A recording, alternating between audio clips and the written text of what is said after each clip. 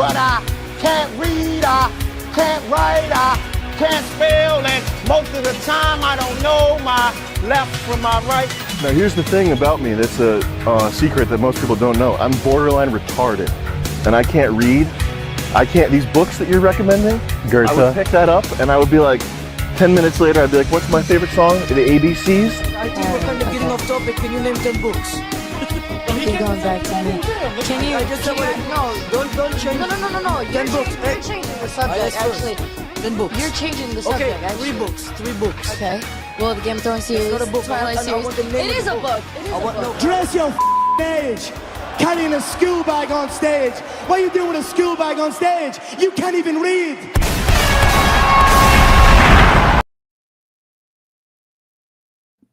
Whoa, here we are again. How's it going, Prude? It's going great. You know, it's one of those weeks where I get to have Do You Even Read back to back with my other Canadian co-host, the two-ton wonton from Saskatchewan. But you know, it's always great because I get to talk to the guy that reads the same shit I do. So I'm in a great mood. The two-ton wonton from Saskatchewan. Look, I don't want Gio to be taking stray bullets every single episode, but it just seems to happen so often. Well, it's a shame. He catches so many square, stray bullets. It hits him right in the spine. It's over. It happens. Now, what one could say, if they were being cruel, if they were being unnecessary, which is that anytime you fire in Gio's direction, there's no such thing as a stray bullet. I'm not saying that. I'm not saying that he draws bullets towards him by some, force. I just want to say, the tagline of Do You Even Read I was working on was, we read so you can never read. We are attempting with... We do the same thing on the Digital Archipelago. I say it all the time. I'm on Twitter, so you don't have to be. Oh, man. I love Twitter now.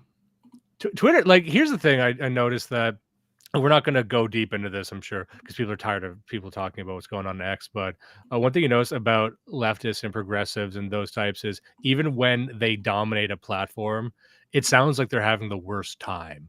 Even when they ruled Twitter, it was a hell site, right? Even when they're on their feed tailored to them, they're doom scrolling, right? Whereas we run the show right now on X, all of the losers left, and I'm having a great time. I don't know. I just like hanging out with the people that I like, and I believe the things I believe. And I don't know. Everyone's like, oh, all these people are unbanned now. Now, that's not going to be good for our narrative. Like, no, I think all of our people should be unbanned, and we should just keep talking and having a fucking blast. Yeah, we need to just be having fun. Things are serious. There's still a lot of things going on in the world. But if you're not having a little fun on that platform, then you should. When the attorney for the United States Attorney of the District of Columbia is quote tweeting or replying to Martin to investigate Will Stancil, I'm sorry, we can have fun. We can have a little fun, guys. I don't want to get anyone too excited about 2025. It's just started, but there's a very real possibility that we're all going to see Will Stancil dropped into a Will Stancil cubing machine. A Will Stancil sized cuber. Prude hates it when I just keep threatening to cube people. Well, I just think eventually we'll have to face the ultimate cube, which is the time cube. We'll have to get into that book one of these days, or that blog post. Fuck, we did that on a live episode. That would work perfectly with Spinal Catastrophism and where we're going over the next few episodes, which people are gonna hate, but it's good. Time Cube, we were just kind of reading through it on a live stream, and aside from a couple paragraphs, it really just repeats itself and turns into sort of a very personal grievance blog. It reads like a schizophrenic manifesto, and if you've ever read a schizophrenic manifesto, it's not nearly as interesting as you would think. It starts off, you get the headlines, and you kind of get in, and it's just improvisational jazz at some point, and it loses its focus in the middle, and then it starts doing one word per page. It's forget you. Oh, look, Capitalismo, Time Cube is a masterpiece. People who say that just haven't read Time Cube. They just It's like- don't read. It's like people say, They're waiting Citizen, on us to read it. oh, Citizen Kane's a masterpiece. Have you seen Citizen Kane? I bet nobody has. It's only me. I have. saw Citizen Kane last year, and everyone else is full of shit. Oh yeah, GF, violence is not the answer. It's a question, and the answer is yes. That is a great lead-in to the book we're going to cover. And let me preface this by saying we will not have any of the book on screen this episode because I was completely unable to find any sort of digital copy, no PDFs, no EPUBs. The book we are talking about is, of course, On Resistance to Evil by Force by Ivan Ilyin. And Prude and I have the exact same copy, the physical copy. So we will be reading from it today, but Because there's only one place you can buy this in English, and it is from a friendly right-wing book publisher. And like so many of the books that we cover on the show or that we buy for our own bookshelves, you can only buy them from friends of the show and friends of friends. And it was so funny. I had George Bagby, who has a great narrating voice. He was messaging me, and he was just like, "Where can I get a copy of this?" And I said, "This one bookseller. I've been looking for a PDF or an EPUB. I can't find one." So I feel bad because I have wanted to read this for a while. I had a fan of the show recommend that we cover it, or I do a video essay on it. And I thought, well, what a great time to just do an episode of Do You Even Read? And then I started reading up on Ilyin, and I went down a bizarre rabbit hole, not only going through like the usual Wikipedia page brief through, but then I ended up reading about 5-6 chapters of Timothy Snyder's 2018 book, The Road to Unfreedom, Russia, Europe, America. And it's sort of this, chronicling this history of Russian authoritarianism from sort of a progressive perspective. But he spends a huge chunk because apparently and allegedly, and I'm sure that it's true based on the citations that Snyder had, Putin is a big fan of this guy. And I thought, how interesting, because not only does Ilyin have some interesting views on the Russian state and the Russian people, but also that he is pretty much a hater of all things Western, of systematic liberalism and systematic democracy. And so, to a point where he even thinks that Bolshevism is a Western curse upon, the Rus. So going through that text this morning, because I didn't do really anything at work today, I thought that was particularly interesting. So I have that in front of, I have a PDF of that in front of me. I then have the book itself, which we'll go into. I have St. Basil the Great's On Christian Ethics, which is published by St. Vladimir Seminary Press. And then I have a copy of the Orthodox Study Bible in front of me. That way we kind of have an idea of what we're talking about when he references scripture, because Ivan Alexandrovich Ilyin is Russian.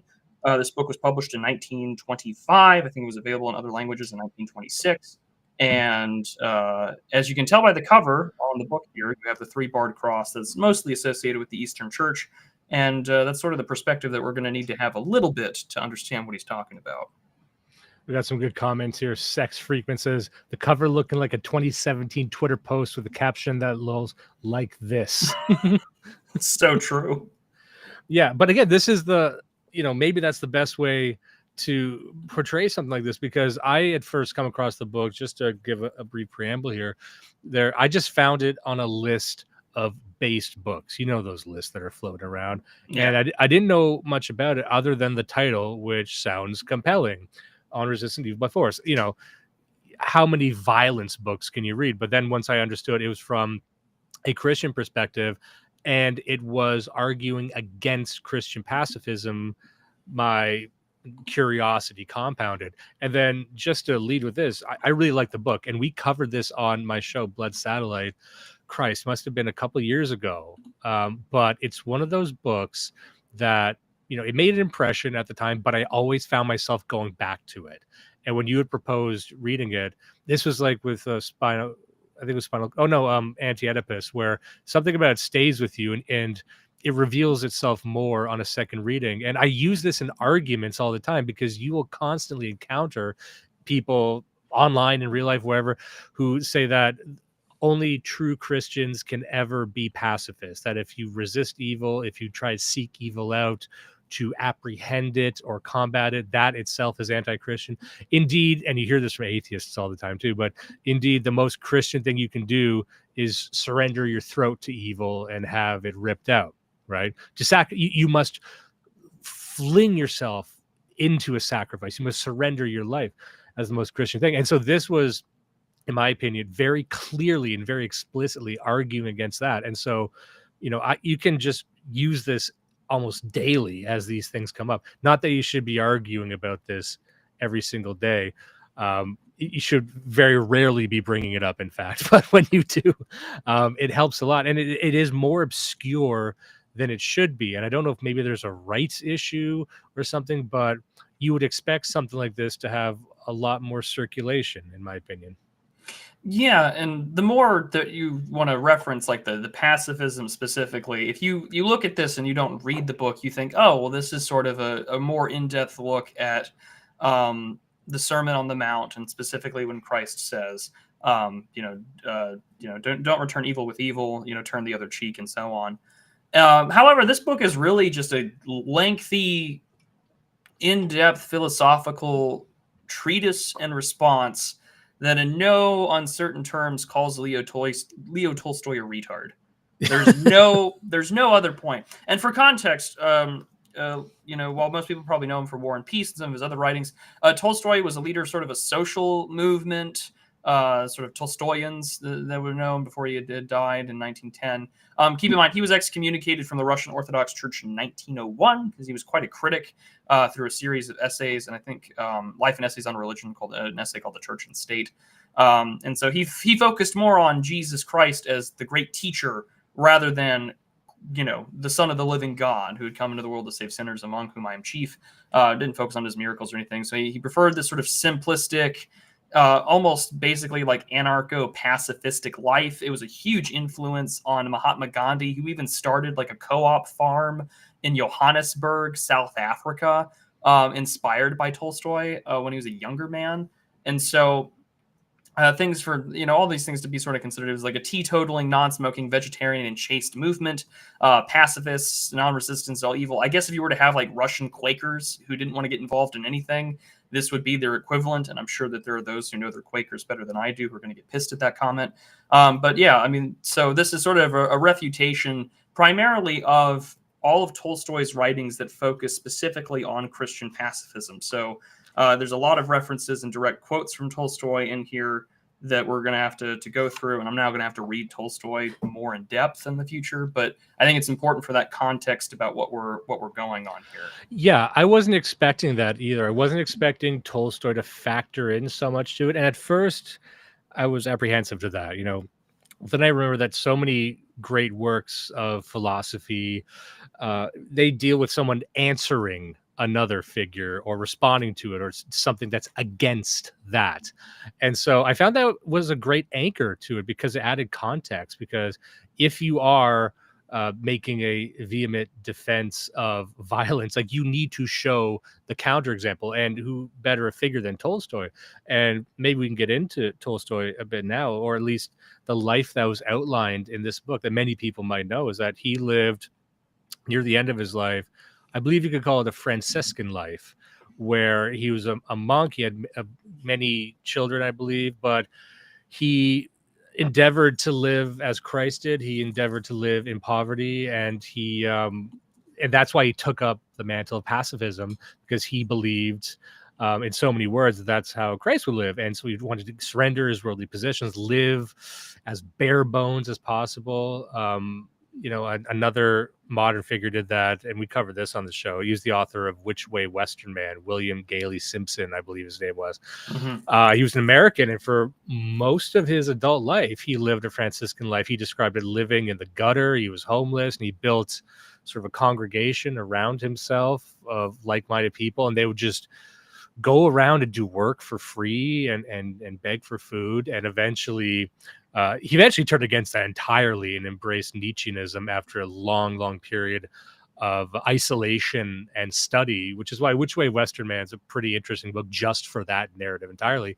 But I don't think Tolstoy ended up rejecting that. In fact, he is probably the paragon of that way of life. And again, I'm no scholar on Tolstoy, and I don't want to be seen as anti-Tolstoy in this because the book really rakes him over the coals, but really no grievance on my part from Tolstoy here. Yeah, and again, I think it's also just a reflection of our ignorance, perhaps, of the, and it's probably the best word to use is just ignorance of our history of social movements in Russia at the time. Because, I mean, as Americans or as Canadians, just people who live in the Anglosphere, you know, Russia is both this great rival, but also this great area of interest. I mean, you know, Alexis de Tocqueville had written rather prophetically that like the world really is going to be this great game between Russia and America one day. You have all of the Trump stuff between the Russiagate, the ever eternal boogeyman of Alexander Dugin and the rest. And so, like, you know, for us, it's a very much like, well, we don't really pay attention to it all that much. And now you've got the war in Ukraine over the last several years, since 2014 at the earliest, really. And now you have to re-examine all this. I mean, like, so when I was reading through Timothy Snyder's book earlier today at work, I was just like, wow, like this is very much a sign of the times of this being the first Trump administration, right? You know, they're like, well, Dugin isn't really all in on Ilyin, but like Putin really likes this guy. It's important for you to understand this like Hegelian Russian fascist who thinks that like his people are without sin and that like force is the ultimate redeeming thing. And I'm like, well, is that just because you don't understand Christianity, or is it because like this guy actually said some batshit crazy things? And then you read through the book and it's a little more tamer than I was initially expecting after perhaps having my opinion colored by other commentators. He doesn't embrace violence. He doesn't. He approaches it very, very carefully, very logically, as sort of the natural extreme of a much deeper thesis. But, you know, to hear people talk about it, like you said, like it's this, sometimes when you see a book like that, I remember, what was it? That book, Reflections on Violence by Georges Sorel, you know, even that one where it's like, oh, he's going to be talking about how you got to crack skulls. But even that's very, very reserved. So I think people just see the fucking title and they see that Putin likes it and they think, well, of course, this must be about stomping babies to death. It's almost never about stomping babies to death, people. It usually is never about baby stomping, unless you're Margaret Sanger. That's a different story. But I think that we'll get into it into a second. Really, the closest thing I got when I was reading through it was the only person that really came to mind as I was reading it was Carl Schmitt. My thought immediately came to political theology and the concept of the political.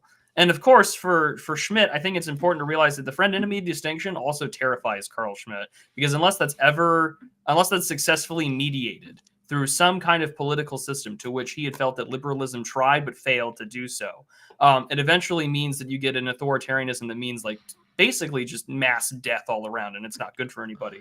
And I think that's also partly informed by Carl Schmitt's Catholicism.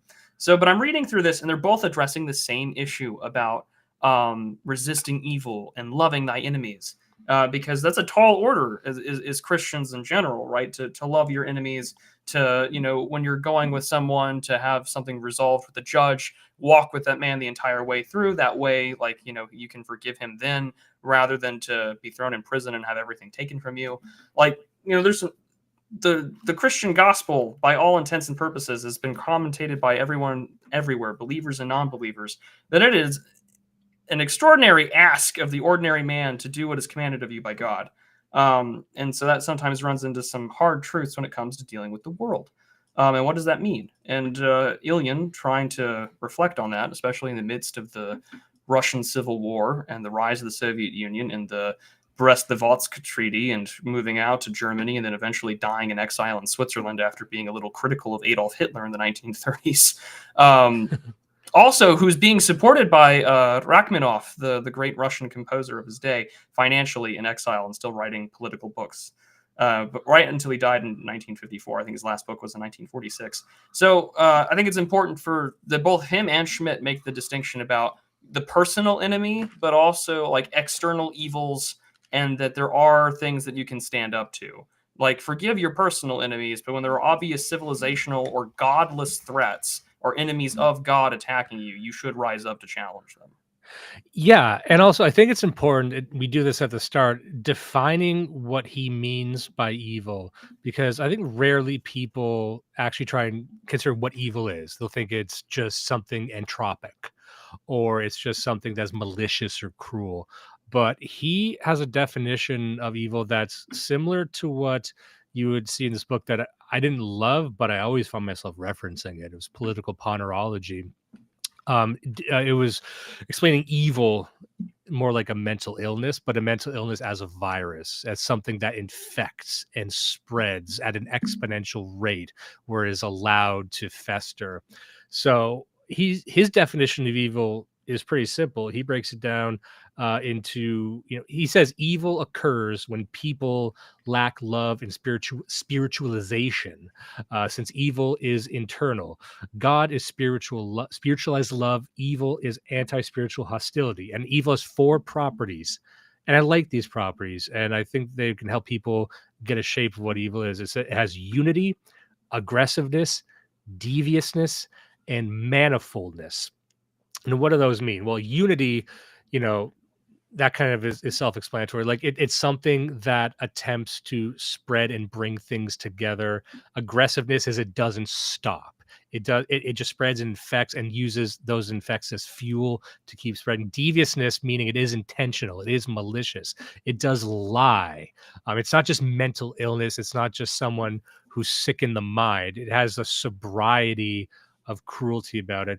And manifoldness, now I took that as meaning having a deep internal complexity. Again, it's not just a crime of passion wouldn't be evil. It must be planned, it must be methodical, it must have some deep agenda to it. Like the more you peer into it, the more complicated it gets. And that's important to show that it's not just wherever you see violence. And that was the argument I think made by Tolstoy, that any form of violence is sort of leveled at the same, level of evil, right? Any force is also violence. And so it's all evil, right?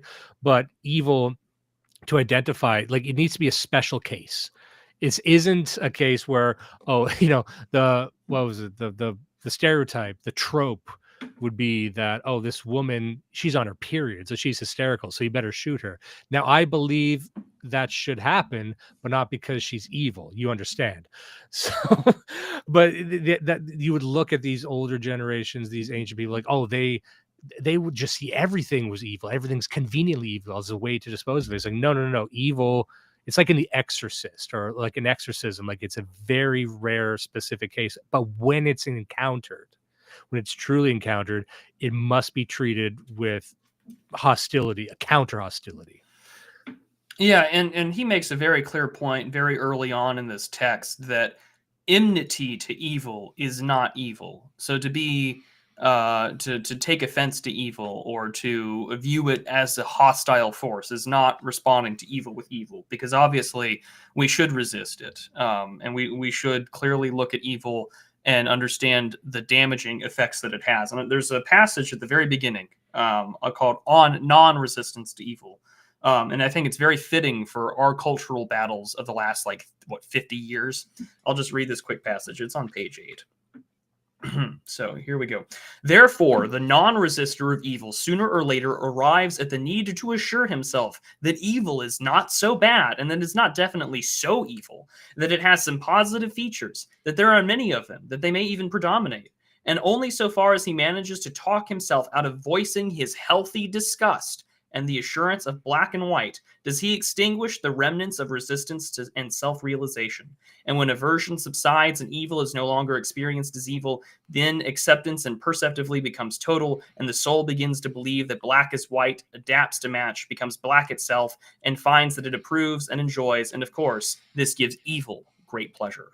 And again, that sort of disgust response, because I'm sure it's fun to watch on, say, the timeline on Twitter, where all the certain Transformer characters are all upset because they can't get their passport removed. But then you go to the State Department where it's like state.travel.gov, and it's now called LGB travelers, and you realize gays against groomers have won and not any actual meaningful long-term victory. And I'm still disgusted, but nevertheless, here we are. But I mean, and again, I think it's also important to sort of consider as you read through this, the first couple of chapters, that this is really emphatic on the sort of internal struggles that you would see inside the the Eastern tradition, specifically when it comes to how we have to battle it inside ourselves. I mean, so there's great references towards a lot of ascetic saints in the early church. And so he says, personifying the origins of evil in the image of the immaterial demons. St. Anthony the Great, St. Macarius the Great, St. Mark the Ascetic, Ephraim the Syrian, St. John Climacus, or also known as John of the Ladder, and others teach tireless the inner battle with unseen and non-violent and attached evil thoughts. And St. John Cassian explicitly points out that no one can be deceived by the devil, but one who has chosen to yield to him the consent of his own will. The spiritual experience of mankind testifies that the non-resistor of evil does not resist it precisely insofar as he himself is already evil, because he has internally accepted it and become it. Therefore, a proposal that sometimes crops up during periods of acute temptation to indulge in evil in order to get rid of it must be renewed by it, always comes from these layers of the soul, or respectively, from those people who have already surrendered and thirst for further fall. This is the secret voice of evil itself.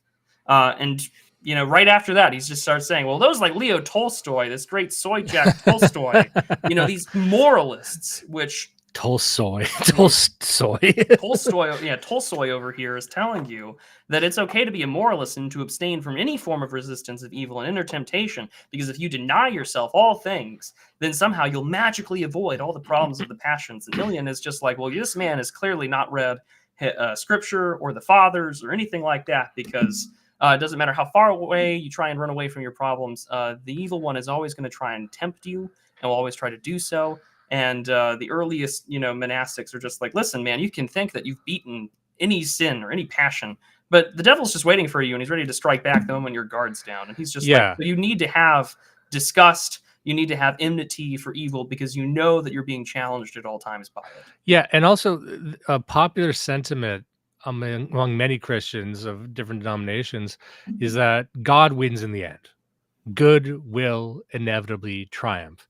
And I see that kind of trotted out as an excuse to do nothing at times, or as sort of an anesthetizing concept, whereas Ivan Ilyin would be saying like, okay, just because God wins in the end does not mean you should allow evil to propagate. And as you're reading this book, I detect that he's saying you have a duty to stop evil. If there's an evil person, an entity that is trying to completely destroy a community, and you're standing in his way, and you allow him to trample you and get to the fucking children that are standing behind you, it's like, you're not a saint for doing that. You're not a saint for allowing evil to consume the community or the tribe or the city, whatever it might be.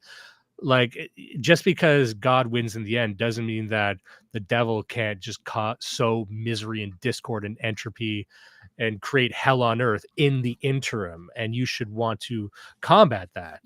And you should actually desire to combat that. And you mentioned something before, which is that to address any of this, you must be convinced that evil exists. And he talks about that in the book. He says here, like, this is from one later in the book. I just have a note here, but the line is, to address evil, you need not only the assurance of evil, but also an interrogator who is full of love, the way to detect evil, and interrogative means. But I think that says, like, to even address evil, like, you have to believe it exists. I think there's a lot of people that don't really believe that something such as evil exists. They would think it's mental illness, or they would think it's just circumstantial, an evil act can be explained away by context, but you have to believe that there's a metaphysical darkness, and it's not even necessarily being possessed by a demon. That's a very cinematic way of looking at it. Like, oh, you're a haunted person and need to use some kind of ritual to get it out of you. Like, it's not even that. Don't even view it like that. Someone can just be be an agent of chaos, of darkness, and you can identify that they're going to spread. And sure, we can try and psychoanalyze that away, but maybe psychoanalysis is just another way of dealing with it. He would say psychoanalysis plus torture, maybe. But well, keep in mind that Ilyin was also a student and a writer on psychology. So I mean, that's what he was studying for a good chunk of his days after leaving Russia.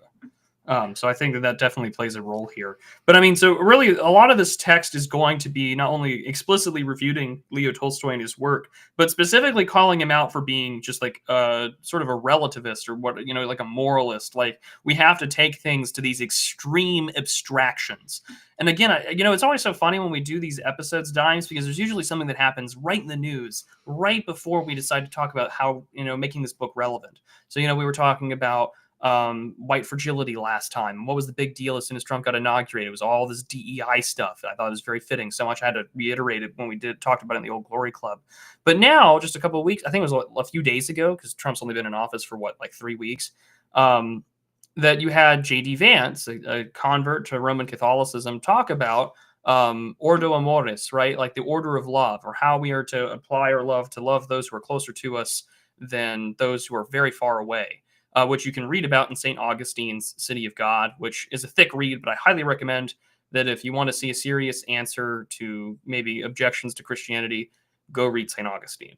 But he talks about how we're supposed to care about those that are closer to us than those that are far away. And everyone on the timeline started screeching, and they're about, well, what about so-and-so far away? And it's the same argument you get about abortion. It's just like, well, what if like someone got hit in the balls by a rocket and the sperm somehow ended up in the lady's vagina? It's just like, no, like, why are we coming up with all these strange abstractions? And then you realize that this kind of like weird liberal argumentation has been around forever, to a point where he quotes Leo Tolstoy saying, quoting Tolstoy himself, "Let us suppose that a brigand is raising a knife over his victim. I see him and I am armed with a revolver so I can kill him.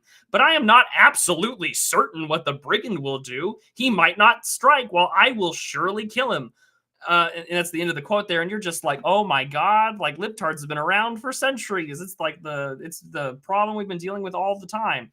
And so Ilyin responds, he says, whatever happens in external public life, a person must remember that everyone controls himself and only himself. And we must remember this and not sin ourselves, not to think of the consequences and the actions of others, and that information can never be available to us. To which Ilyin says, this concept of the external world which we find in the works of Count Tolstoy with all its implications. He contemplates a world of a God-arranged idyllic world and rejects coercion as an absolute unnecessary evil.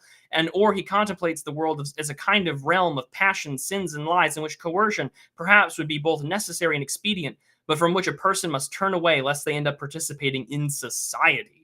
Both of these interpretations of the external world are connected by one common thread, the rejection of violence, and psychologically speaking, both of them perhaps directly grow out of the moral need to reject it. Violence is not necessary if the world, with all its laws, gracefully comes from God. Violence is an unacceptable transgression if the world lies in evil. A sentimental moralist, again, that word, moralist, then consoles himself with a cosmic idyll, and following this, runs away from the world, leaving it to its fate. However, he seeks comfort and escape, and justifying the correctness of this escape as if to protect his passive virtue and his internal pleasure. All of this is covered up and defended by the reference to the will of God.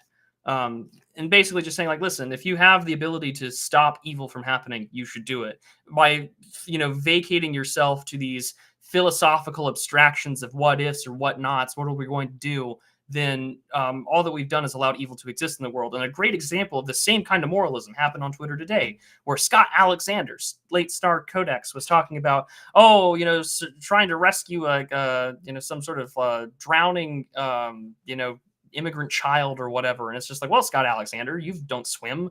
And if anyone's ever tried to rescue anyone from drowning, you know that they will try and kill you just as much as you were trying to save them.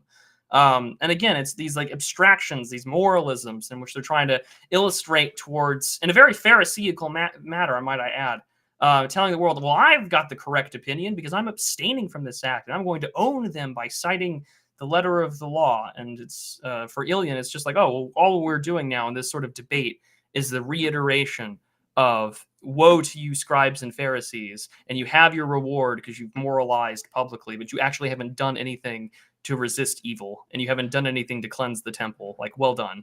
What's funny? The ultimate liberal response to a book like this would be, well, what if I was evil? I wouldn't like that very much. So I'm not gonna... I'm reminded of the Starship Troopers debate. It's just like, oh my gosh, the communists are identifying with literal insects again. On Tolstoy, I just wanted to give a bit of reading about Tolstoy again, because this is the part I think of the most, because it's the most explicit. And I'm on page 65 here. It says Tolstoy's morality as a philosophical teaching has two sources.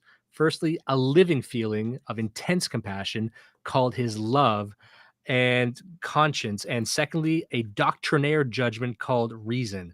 These two forces arise in him independently and self-sufficiently without entering into any higher, correcting, and deepening union, and they are by no means intertwined. Compassion supplies his doctrine with an immediate content, while reason formally theorizes and develops this content in his teaching on the world. Any other content is dismissed as imaginary and false from wherever it flows. Any deviation from rational deductive reasoning is dismissed as an unscrupulous trick or sophistry. This entire worldview can be reduced to the thesis: one must love or have compassion, accustom oneself to this work and deny oneself for it, find bliss in it, and reject everything else. All of his teachings are a rational development of this thesis. It is this form of rational morality that gives his teachings the trait of bifurcated self-image and provides good reason for why he is constantly reminded about his own sin and counteracting himself, his evil desires. The moralist is always internally bifurcated. He is frightened by his own sinfulness, looks at it suspiciously, pedantically, keeps tabs on it, judges it, intimidates it while being himself intimidated by it, is always ready for self-compulsion and incapable of a holistic, strong, heroic impulse. Now, that's a lot of psychoanalyzing of Tolstoy, of course, but saying that you cannot be heroic. You're self-conflicted. You are so, like, your view of the world, your prescriptions arise from an intense and unending self-interrogation, which makes you unable to judge anyone else.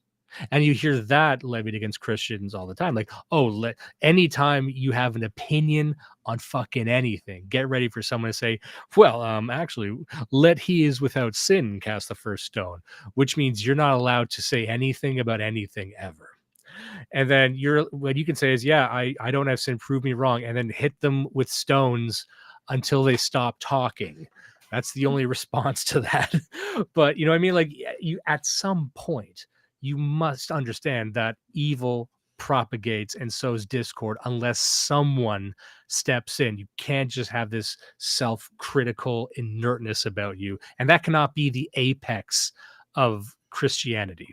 Yeah, and furthermore, on that similar, this is on a chapter called "The Morality of Flight," about trying to just run for the hills and to be evil, which to some extent you can even maybe take some of this argumentation and apply it to Rod Dreher's The Benedict Option. I don't have too many good things to say about that book, outside of the fact that Rod Dreher is absolutely right, that it doesn't matter what denomination you're in. If you are a faithful, doctrinally little o Orthodox Christian, you're already a minority in the West, and you're already a minority even inside the United States. And it's something important to keep in mind. His solutions, however, I take issue with, and maybe I'll talk about that in a future episode. But he says this about moralists: the moralist is always internally bifurcated, this bifurcated self-image, and provides good reason for why he is constantly reminded of his own sin, counteracting himself, his evil desires. He is frightened by his own sinfulness, looks at it suspiciously, pedantically keeps tabs on it, judges it, intimidates it, while himself being intimidated by it, is always ready for self-compulsion. As what Dimes was talking about just a moment ago, but he continues on later here where he talks about resistance to evil. Hence, the failure of rationality to perceive the complexity, the depth of life's rules and regulations, hence its inability to solve life's vital issues which transform into questions of moral fidelity. But it is the vision of complexity and the relevance to the laws of life that is necessary for physical resistance to evil. Further, this form of rational morality gives Tolstoy's teaching a line of peculiar egocentrism in subjectivism.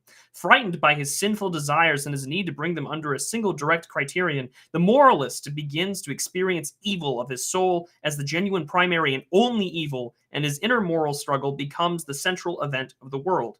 Morality always teaches not about good and evil, but about personal kindness and personal depravity. It is occupied with an atom, a human individual, and the horizon of the attention is limited. The moralist is usually turned away from everything except the immediate health of the individual soul. This is due to the fact that morality is, although in general necessary, but a primary, lower stage of ascent to practical perfection.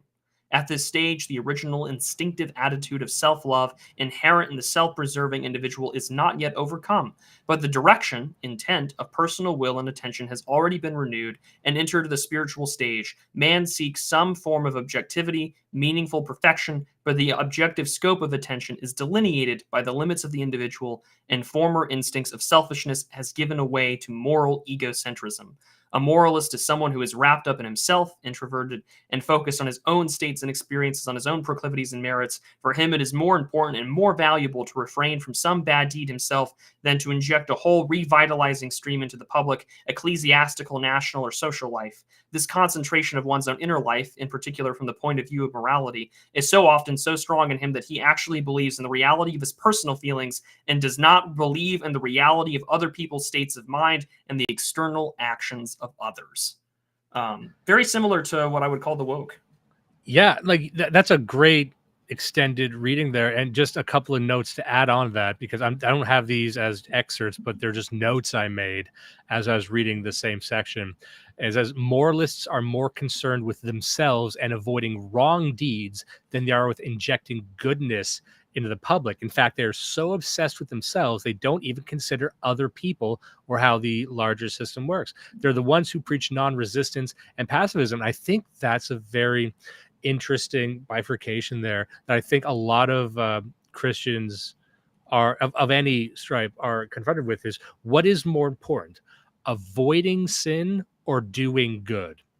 And I think anyone who goes to church probably knows certain people that their entire life has been just trying to avoid sin, avoid evil, avoid the bad in the world, rather than what goodness can I inject in the world? What good works can I do? Or how can I take an active role in doing something?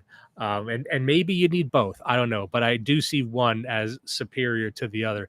And maybe I'd be interested to hear what you think about this. Does this seem like something of a male pursuit? Meaning, would something like this come, like women, of course, would address evil, might address sinfulness in the community elsewhere, but this seems such a practical expression of it. Like, do you think this is something that men should mostly concern themselves with? In terms of like Tolstoy's idea, or Ilyin's, like taking an active role in confronting evil and interrogating it and meeting it with force and whatever force is available. Well, and by the way, it's not even, some people might be misunderstanding. It doesn't mean whenever you see someone just immediately start stabbing them either, but you do build to that eventually.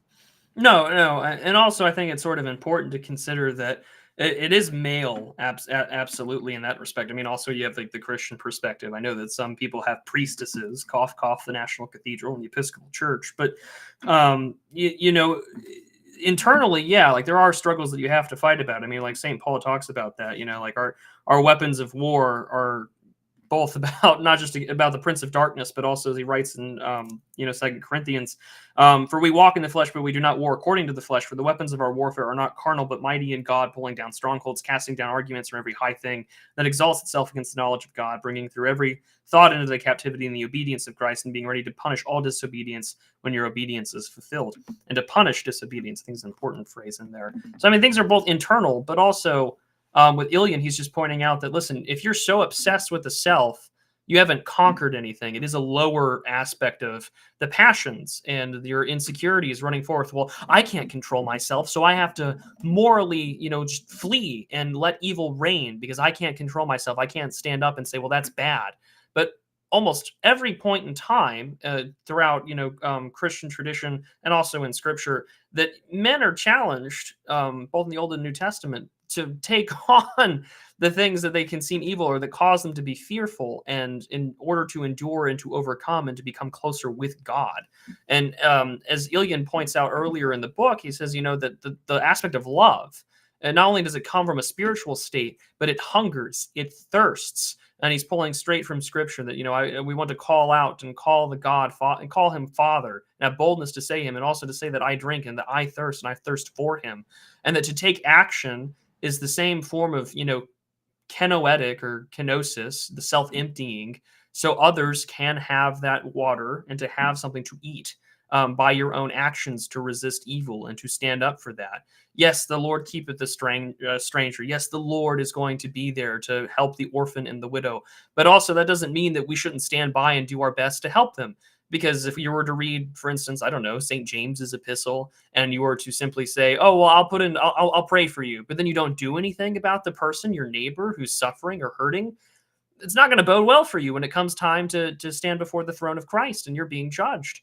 And so I think Ilyin is just making a very poignant point to men, especially. I mean, women follow along as well, but in their own obedience, that you have to stand up to evil. You can't just get up and flee.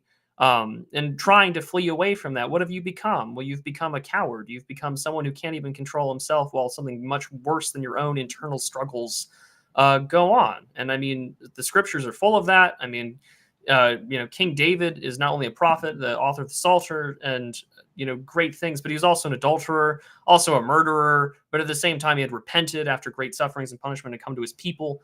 I mean, for Ilyin, I think, especially throughout this book, not only just countering Tolstoy, but he's simply saying that men have a duty to resist this, because not only does this affect you, but it affects the spiritual state, the love, the civilization, the church, everything around you. And collectively, you are just as guilty as everyone else who stood idly by when they knew that they could have done something. Yeah, just to your last point, I'm speaking mainly from my audience. Thank you, Bloods, for joining. You're telling me that this guy writes a book like this and he also fucks and kills? I mean, this guy's whopping dingers over the fence. That's nothing but check marks in my book. Now, look, I have to call attention to a comment because I've seen it 5 fucking times. Okay, Chris Hassler, here you go. Here you go, buddy.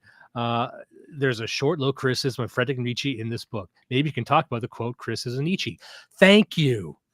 We will get to it. Okay. Oh, Jesus Christ. Where the fuck was I? All right. So I got a page here, and I'm really not trying to lay into Tolstoy. So I got my buddy Mark Trouble in the chat trying to say, hey guys, Tolstoy's actually pretty good. Again, nothing against Tolstoy. Nothing against Tolstoy here. We're mainly focusing on Ilyin's criticism of him. I'm gonna have to go read him after this. I've already said that I will. Yeah, but we're not going to do that on this show. We got so much more insane. Like, this is kind of a reprieve from the things that we're going to talk about going forward. But I'm looking at page 86 here. I have an interesting thing. He says it's about the sentimental moralist, because one thing I loved about this book was really defining the moralist as selfish, as we've been saying this entire time. And there's a line here. As a result of all this, sort of the moralist self-interest, the love of a pacifist moralist is closer to something like hedonism, is self-congratulatory. And he's got it right here. It is false righteousness to sacrifice your life for another or to die with them. That is only love insofar as selfish moral righteousness and has no loving connection with another soul. You're not choosing to save a life. You're choosing to preserve your own self-righteousness. Like, that is so much more, that's more important than someone else's life. And you had a great line there. And I never really considered this before, about defining love as aggressive as evil or hate. It is something that is active. It is passionate. It seeks to spread. Whereas when you speak of love, in sort of the modern popular terms, it's something that is passive, it's tolerant. You're used to love as being a very feminine framing, as it's something that never questions, it just accepts, right? But his version of love is something that seeks out, and it can only combat evil if it is seeking out. And if it is the type of love that only accepts, then evil will infect it like a sexually transmitted disease. And he's got a line here not a line rather, but a segment here. It says the sentimental moralist does not see and does not understand that authority is necessary and sacred, is a necessary and sacred attribute of the human spirit, that every spiritual state of a person is a modification of law and lawfulness, and that it is impossible to protect the spiritual flowering of mankind on earth outside compulsory public organization, outside of law, court, and the sword. Here, his personal spiritual experience is silent, and the compassionate soul falls into anger and prophetic indignation. And as a result, his teaching turns out to be a kind of judicial state and patriotic nihilism. With such a blind and naive moralizing approach, the whole vast storehouse of spiritual culture is devastated and its treasures detonated. All the creative spiritual charge of the human spirit turns out to be condemned and forbidden, religiously drained, ridiculed, and relegated, cognitively exhausted and blinded, artistically limited and enslaved, deprived of rights, defense, and homeland. A man remains to the end of this anti-spiritual cyclone, a miserable creature of one moral dimension whose highest calling is self-compulsion to a helplessly sentimental mercy.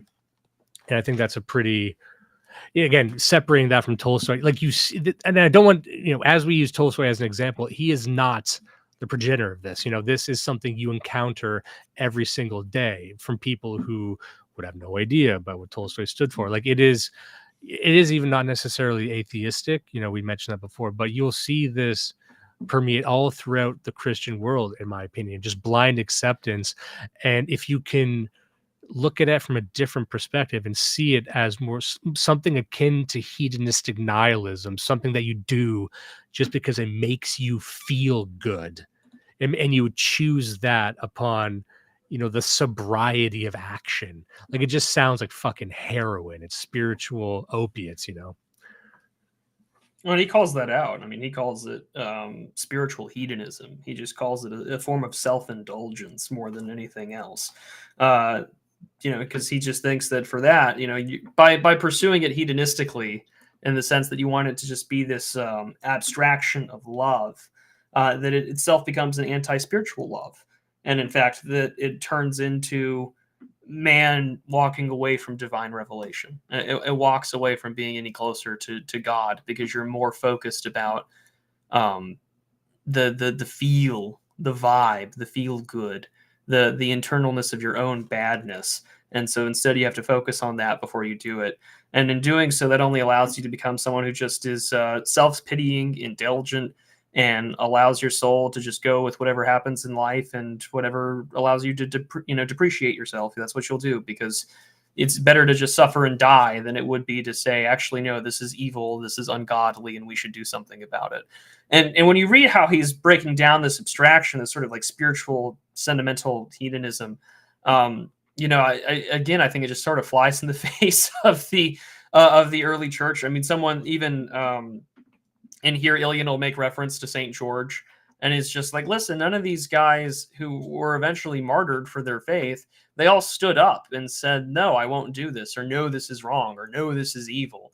They are still resisting evil from the compulsion of force from other authorities. And in the times for Christian hagiography, that is the resistance to idolatry, or claiming that the emperor is Lord, or that you must put out a pinch of incense before the altars. No, like they said no to that, and they resisted it, and they paid for it with their life, because that kind of suffering was better, because they thirsted and loved God more. The same sort of thing that Ilyins were going off of. But if they were to just focus on themselves and how bad they are, like, well, I shouldn't say anything.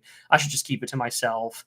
That's the sort of sentimental hedonism and spiritual nihilism that Ilyin is sort of abstracting and taking from Tolstoy's writing. But I mean, you see this throughout this book, which I would recommend. I mean, overall, I would actually recommend reading this, because one, it's one of those books that you're not supposed to read. And I had my priest even tell me, he's like, some priests really don't like this book, and others don't have a problem with it. Why did they, if you don't mind me asking, did they give any reasons why? Because Ilyin's like a Christian fascist and was on board with Mussolini and Hitler until Hitler said that Slavs were the Untermensch. And then Ilyin was like, well, fuck this. And then the Reich kicked him out and lived in Switzerland, and he was banned from giving political lectures. But then the Swiss officials were like, well, there's nothing really wrong with his writings, but That's more or less why, but also my priest has some interesting opinions nonetheless. But he was just like, yeah, you got to be careful about who reads through your bookshelf. Well, I mean, it's good stuff though. Like again, once you read it, you'd be led to believe that it's a lot more egregious and offensive than it is, but it's really fucking not. And so this is letting someone's Wikipedia page, paint their I work. didn't find it offensive at all. And then I started reading that like Timothy Snyder book, and I was like, oh, I see why people might have some problems with.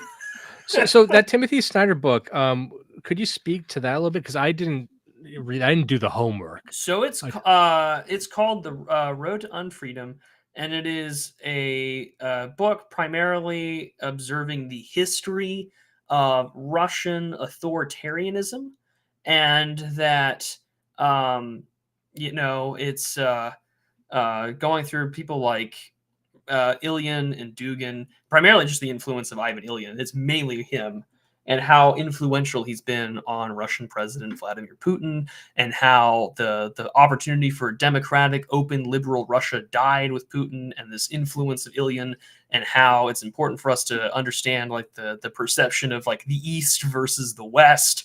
And although a lot of people did criticize it at the time, that it was just a book that was like, oh well, this is just a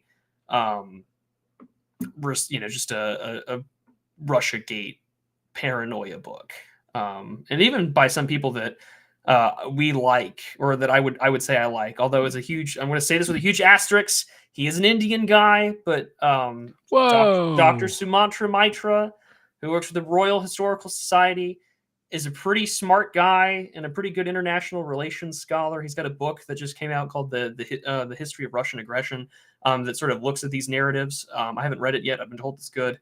I might be able to get myself a review copy. So just saying, like maybe we shouldn't buy into this whole thing, but like if you read read some of his other stuff and the other quotations in the book and the citations he has, you're like, oh, this guy's too different from Cordrianu and the others. But he blames the rise of Bolshevism as a Western curse, as the overflowing of bourgeoisie liberalism.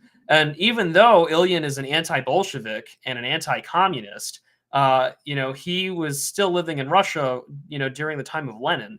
And the secret police, the Cheka, were going to go get him. And Lenin had to personally intervene, saying like, no, I like this guy's work. Don't go after him. And so there's more history here that is particularly interesting that I kind of want to get into maybe more on my own time. But I get guys like that in my community all the time too. Like everyone wants to get rid of them. Like, no. I like, it's good for the ecosystem if we have them around. It's good to have Spurgs in the chat. It's simple as that. It's good to have Spurgs. But no, I read like 6 chapters of it during my lunch break, and I was just like, oh, well, this is definitely a Russia hysteria book, but also like there's some good sources in here. Although Timothy Snyder, if you're ever going to find this stream, you're a huge piece of shit for not putting the exact page number on your quotations in which Ilyin writes. I have to go down your stupid bibliography at the end, and you don't give me the exact page numbers. You just give me sections and then citations. Screw you, and I hope that you are always finding yourself with wet socks. Piece of shit. I gotta threaten people like Prude. I'll be like, may you always get molested. I got a comment here. Was it this book, The Sources of Russian Aggression? Is Russia a Realist Power? Yeah, that one. That's Mitra's book. Yeah, Sex Freakman says Lenin was reading this and going, he's literally me. I mean, a little bit, actually, from what Snyder was saying. He was just like, oh, well, if you just took God out, then you would say, like, oh, yeah, well, like, resistance to counter-revolutionary movements is just resistance to evil. There's another part here on Tolstoy I wanted to read, if you don't mind. Yeah, what page? Let's go back to that. This is page 90. Okay. He says, all this can be expressed thusly. The morality of Leo Tolstoy sees in the idea of good an element of love, and does not see the element of the spirit. Therefore, it affirms as the supreme value an unspiritual and anti-spiritual love, which turns out to be weak-willed, sentimental pity, which reduces all the higher values of life to a level of rudimentary, instinctive sincerity. Accordingly, the morality of Tolstoy sees the idea of evil an element of hatred. It does not see an element of anti-spirituality. I think that's a good definition there, that evil isn't just hatred, it's an anti-spirit. Therefore, he sees the most serious sin in enmity or its external manifestations, condemns the spiritually correct separation of the non-villains from the villains, and does not notice that he himself incorporates into his ideal a devilish, evil anti-spirituality. As a consequence, his whole doctrine of good and evil turns out to be distorted and untenable. Good appears in an image which is shallow and flat, hedonistically self-confident, spiritually dead, and sentimentally idyllic. Evil appears in an image which is relatively harmless, just defined as external violence, easily overcome, devoid of its essential virulence, and at the same time causing in the moralist inappropriately exaggerated, affected indignation. So he's saying, in this view, it doesn't treat evil with the severity it deserves. If you're just saying that, it's only the manifestations of evil as violence, as cruelty that you must be against, which is why it's so easy to say, well, I just will not be cruel. I will just not be violent. And I will slowly recede from society totally, because that must be the least violent thing you could do. You could really spiral if you start going down that road. But I think I agree that, well, that does not address the manifoldness of evil, because really then any violence, like you fucking kick out someone's ladder by accident, is that evil? Well, I guess, because there's something inside you that did it. But no, like real evil, real malignance has to be its own thing. And I think we understand that even in the court of law. Like, there's a difference between first degree and third degree murder, right? Like, it is the intent, it is the agenda to corrupt, even if it's not honest with itself. And you could psychoanalyze that away by saying, oh, well, they're just broken people. Hurt people. And that's as far as the liberal usually go. But, lacking in that liberal framework is what to do about it. The closest they can get, and this shows that addressing evil is inescapable. The closer they can get is just segregating it. That's what asylums were. Like, someone, not to say asylums just housed evil people, but certainly there were some. And certainly there were some there who were just so malevolent that there's no place else to put them. And what can you do? Well, you must throw them in the deepest, darkest fucking hole you can find. And I guess hope that they sort themselves out, or they just die. Like, that's secretly what people believe. But even there, it just propagates in that dark hole, in that if you put it in the drawer, eventually it gets bigger and bigger and bigger, and you can't just put it in a corner. And I think that challenges a lot of the modern solutions with what to do about this sort of thing. And it makes you think about what evil is. Maybe you can see it in your real life. And it's important to not see, like, someone you disagree with, or someone who, let's say, is celebrating the destruction of your people. Is that evil, or is that just the extreme of propagandization? You know what I mean? Like, Yeah. don't. And there was this great quote in here. So not a quote, but a post. I forget who said. I put it up on screen when it arose. It said, "God wins in the end, but by that point will be he winning against you." Like, if you allow evil to propagate and you basically allow yourself to fall victim to a demonic horde, basically, will you be the enemy that God triumphs over? That is what you want to avoid. I thought that was a great way of explaining it. Oh yeah, I mean, that's the thing about. There's a popular quote by a priest who's talking about all these guys that have been converting. He's just like, listen, you've come to find salvation. You've come to find the answers to the world in Jesus Christ. And I'm very thankful for that. But very soon you're going to realize you're what's wrong with the world. And I think that's sort of an important thing to consider out of all this is that actually you too can be part of the problem, whether you want to say that you're not or whatever.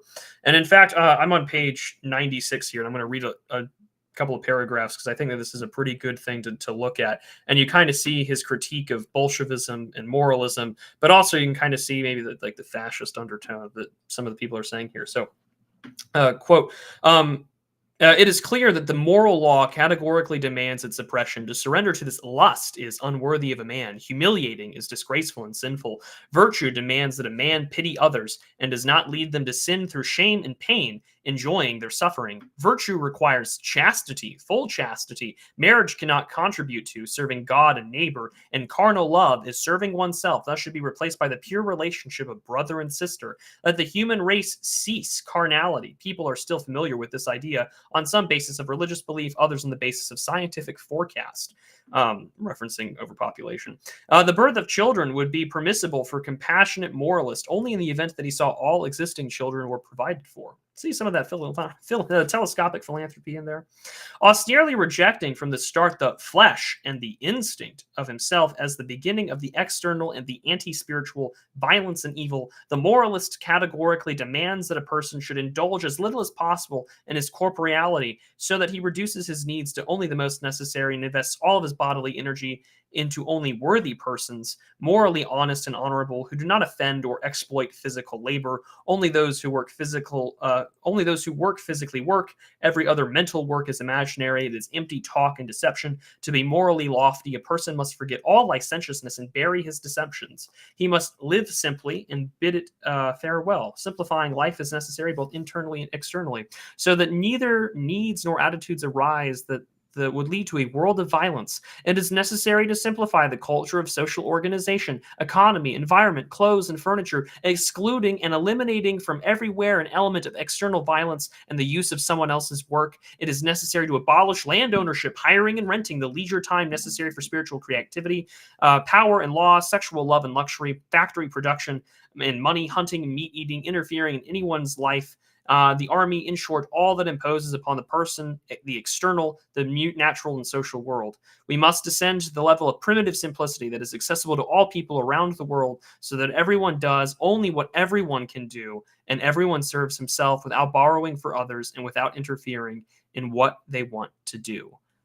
Basically, the reduction of trying to escape and live simply, the logical conclusion of that is just basically gay race communism. He called it early. What I noticed is that as you read these old books from the early 20th century and even before, they're just talking about the same stuff over and over again with different Isn't that just like terminology. isn't that a tiny bit blackpilling? Yeah, like they called it, they said it was going to happen, and then it happened exactly as they said. And now we're like, okay, like, we are in a dystopia. We are in the worst case scenario. Like, I know it's popular to hate on Ronald Reagan, and with good reasons, but there's an episode of the Johnny Carson show from like 1976 when he was primarying Gerald Ford for the Republican ticket that election. He's talking about the administrative state, the size of government, how bureaucrats are always going to vote Democrat because they're loyal patrons of the ruling class, and that we've got an ongoing problem with American military posture abroad, and that we need to retrench ourselves after Vietnam. And you're just thinking to myself, holy shit, we've been talking about the same problems for like 50 plus years. And like you kind of, and I mean, Reagan was no paragon of virtue in the sense of like, there was a lot of awful things that happened in his two administrations. And you're just like, oh no. Reagan was talking about the same shit we are. It's only gotten worse. Yeah, we're working our way back. Like we're going through Nixon, we're going through all these old guys and saying, oh, they had some good stuff. Like you're trying to jailbreak yourself from the, even us, we fall prey to sort of mainstream narratives of these guys being pieces of shit or something. Then you actually watch their speeches or read what they wrote and like, oh, these guys, they had a couple good ideas. They weren't just bumbling fools like I've been led to believe. I just wanted to read this part here. By the way, as Chris Hassler pointed out, did you have anything on Nietzsche from this? I didn't really have any notes from the critique on Nietzsche. I can kind of autocomplete what I think they would be, but did you have anything? No, I was focused more on the political undertones of sort of like his collectivist, reductionist, what Kierkegaard would call it, the leveling, and then his response to how we should resist evil. And then I focused a lot on what he references with regard to scripture. I know there's a passing reference into Nietzsche here towards a little more than halfway in the book, but I didn't really pay it much mind. Me neither. So I'm sorry, Chris. We don't have a lot. I know there's a couple people in the chat who are familiar with this book and been trying to address it. So if anyone wants to fill in the gaps there, I'll throw that up on screen and we can discuss it as they come through if you prefer. By thought, there's this one part here from page 163. I'm jumping ahead Okay. a bit, but we've kind of covered most of what I wanted to cover. But I guess this will lead into what I think is sort of the final section, which is about violence itself, about the necessity of violence. But I'm skipping to the head to set it up. It says, can a man survive? Can a man striving for moral perfection resist evil by force and the sword? Is a man who religiously accepts God, his universe, and his place in the world forbidden to resist evil by the sword and force? This was the basic two-part question that gave birth to all of our research. What can and should be the answer to this question when it is put to us by a morally noble soul who seeks in his love for God and his work on earth a religiously faithful, willful response to the outward flow of evil? The answer obtained by a sounds incontrovertible and definite. Physical suppression and compulsion can be a direct religious and patriotic duty of man, and when this is the case, he has no right to evade it. The fulfillment of this duty will lead him as a participant in the great historical battle between the servants of God and the forces of hell. And in this battle, he will not only have to draw his sword, but also take upon himself the burden of killing his fellow man. But it is in connection with this last conclusion in the course of resolving the main problem that a profound and significant complication arises. To kill a man. But does anyone who kills his neighbor keep up his moral perfection? Can such an outcome be morally correct, sinless, and righteous? After all, according to the main question, the answer must satisfy the person striving for moral perfection.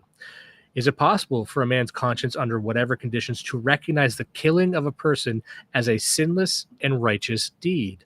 And if he cannot, then how can he be satisfied with such an answer as we have provided? We have established from the very beginning that this whole study is meaningful only with complete and unconditional honesty with oneself. In fact, in the struggle against evil, especially as regards to external compulsion and suppression, does not one's personal and moral perfection suffer diminishment or distortion? He's basically saying no. However, it's not enough for just someone to try and destroy evil when they think they encounter it. He's careful to say that a very restricted few people are probably equipped to do this.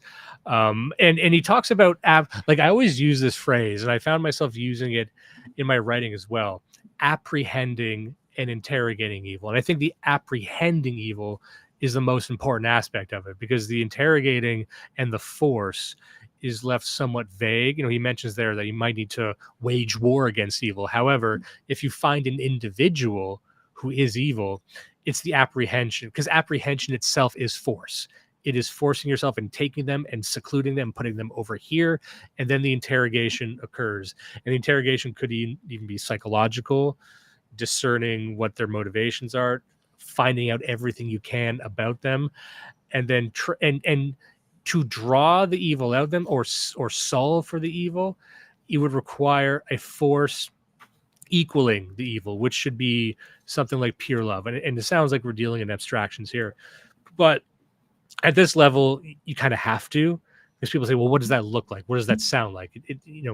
I guess you just know it when you are that. But thinking of this, metaphysically, like, you would need to meet something with equal force, and you must suppress it, and you must extract it, and perhaps that even means destroying it, and destroying it in its embodied form. Again, you're not ghost busting a person when he talks about this. Like, you're trying to just, I guess, at best, change them, or some kind of psychological exorcism in a sense. But what do you think about all that? Yeah, and I think that actually he gives you a pretty good point about the sword earlier on in the book, which I think sort of highlights, again, why you can't just moralize in abstract. You actually have to acknowledge the world and the evils that rise therein.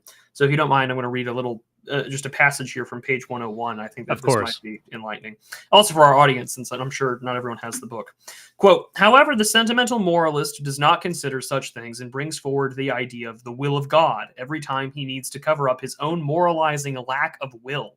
The strong-willed participation of man in carrying the burden of the universe he declares a gross superstition. The true faith is to leave everything that disturbs his soul, the external social evil, up to the will of God.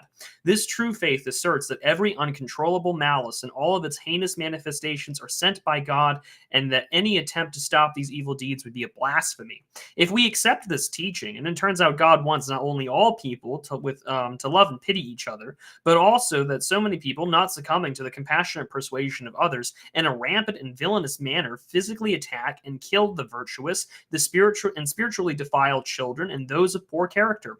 And further, it turns out that God absolutely does not want the activities of these ferocious scoundrels meet organized resistance and suppression. In the course of persuading villains whom God allows, we have permission to expand the scope of their evil deeds by offering ourselves as sacrifices, and God also resolves that if anyone, instead of giving the villains a new defenseless set of sacrifices and giving them babies to spiritually corrupt, then becomes indignant and intends to stop their unspeakable villainy, then God will condemn this as blasphemy and atheism. When the villain is allowed to assault the weak and corrupt the soul of a child, it means that such is pleasing to God. But when someone who is not a villain wants to thwart this villain, it, quote, does not please God. The will of God is no one harms the villains when they are harming the non-villains, for according to his will, all children, all those of weak character, all good people, are given over unquestionably and undeniably as prey to abusers and villains whose ferocity remains inviolably sacred for all other people. And anyone who does not understand this or agree with such interpretation of the world, and therefore takes up the sword, preferring to die by the sword rather than to treacherously participate in the triumph of evil, is declared an immoral and irreligious man, a villain who does not believe in God. And that's sort of what he takes to be the moralist perspective here. But again, he raises the question. And he also cites it in scripture later, because for anyone who talks about the return, the second coming, I think all the time of the parable of the talents. What did you do with them? Did you bury it? Did you stand there idly and say, I didn't know when you were coming back, so I buried it for you? And he condemns that man. The rest go out and try and make money. The rest go out and do what they're told to do. The master wants to see you working. And the question that Ilyin has to answer to not only just sort of the moralist or Tolstoy himself is that how are you going to answer those questions? The same thing with Matthew 24 that he references in here. It's just like, what did you do for the least of these? What did you do for the least of my brethren who had been persecuted or had been imprisoned, who had been thirsty, who had been attacked by evil men? What did you do for them? And Ilyin is just like, well, according to these moralists, according to these people who live in abstraction and wish to reduce themselves and seclude themselves away from evil in the world around us, that means to do nothing. But instead, those who wish to actually stand up for it and to take action and to meet resistance and to rebuke it. And as he says later, let your sword be a prayer and your prayer be a sword. Not only is he addressing the internal spiritual struggle that we all face, for there are quite a few Eastern saints that will tell you that your prayer rope is a sword of spiritual warfare, but also at the same time that there have been numerous saints both in the Western and Eastern church that have taken up the sword to defend themselves against evil. And again, that Schmittian, personal enemies things comes up very much as well inside Ilyin, that we have to take a look at the fact that, actually our enemies are personal ones, at least there. He says this on page 123. He says, calling on us to love our enemies, Christ meant the personal enemies of a man, your, Matthew 5, 43 through 47, Luke 6, verses 27 through 28, his own haters and persecutors, whom the offended naturally can choose to forgive or not to forgive. Christ never called us to love the enemies of God, to bless those who hate and trample upon all that is divine, to assist blasphemous seducers, to kindly sympathize with the obsessive molesters of souls. There's your molester word there, Dimes. To be in awe of them, to possess a strong... Molesting mention. Woo! There you go. To possess a strong sentiment that nobody standing in opposition should interfere with their villainy. The contrary is in fact true, both for such people and even for those incomparably less guilty. Christ had also the fiery words of reproof, Matthew 11, verses 21 through 24 and 23, Mark chapter 12, verses 38 through 40. And the threat of severe retribution, and he mentions the scriptures numerous times, and driving out in scourges, and of course, impending internal torments for those who do not resist. Therefore, a Christian who strives to be faithful to the word and spirit of his teacher is not at all called to unnaturally force his soul to feel tenderness and affection towards the impenitent villain as such, for he cannot find Christ's commandments by either reason or a pretext for evading resistance to villainy. He only needs to understand that the immediate, religiously faithful resistance to evildoers is in waging battle against them, not as with personal enemies, but as with enemies of the cause of God on earth, and such to the effect, and the less personal enmity of the soul and resisting party, the more he is internally forgives his personal enemies, all of them in general, and especially those he fights with, then the more faithful, the more worthily, and vitally more practical the struggle will be, and for all of its necessary severity. And again, it goes back to what Ilyin thinks is about love, to this hunger and thirst for love of others, the love of God, and that all love comes from a spiritual state, that I love someone so much that I'm willing to take up arms to lay my life down for someone else. And you see this with those that defended the Western world against the Umayyads in the Battle of Tours in 732. For the Russians, the deeply loved St. Alexander Nevsky, who had fought against the Teutonic Knights and taken up his sword to defend the faith not only against the Teutonic Knights, but also the Huns. And so it's just, you have to be industrious and you have to stand firm in what you believe in. And for Ilyin, that's definitely the position to resist evil by force if necessary to do so, because the enemies of God are very real and that there are those that want to kill you. Yeah, it's this question that I've been turning around in my head for quite some time, and it might sound like a reductive question, but it's sort of the extreme of what we're talking about, which is that can you be so full of love that you're willing to go to hell for it? Like, do you love people and would you save them from evil so much that it might even involve, if you do believe that God would not want you to kill and you'll go to hell for killing, would you go to hell to prevent evil from consuming the world? That would be the ultimate sacrifice, a truly thankless sacrifice, a sacrifice with no reward at all. And that to have, total and complete love met with that, I think would be the most extreme manifestation. I'm sure there's some theologian might say that that's not possible, but I don't know, just as we might call it a thought experiment, I think about that a lot. Well, I think the other thing too, is, at least with regards to this text, is that Ilyin's also working off of a 1,000-year tradition for his people, which is his faith, and which is in that instance is the Eastern Church. And I mean, even then, both the Russians and Byzantine traditions had denied the chalice, had denied the Eucharist to soldiers who had gone and killed and confessed that they had killed in battle for several years in repentance before they could even come to the body and blood of Christ again. It's not as if they weren't unfamiliar with resistance to enemies. I mean, did anyone think that they shouldn't take up the sword to defend Christendom against the Islamists, both in the East or in the West? No, I don't think that was ever the case. And if it were the case, this faith would have been snuffed out rather quickly. But instead, those of the faithful took up the sword to defend it, and not only to view it as the sword as a weapon, but also to view it as a extension of the cross itself. So Willie McDuff making a good point here, referring to my thing I just said. That's literally what Jesus did.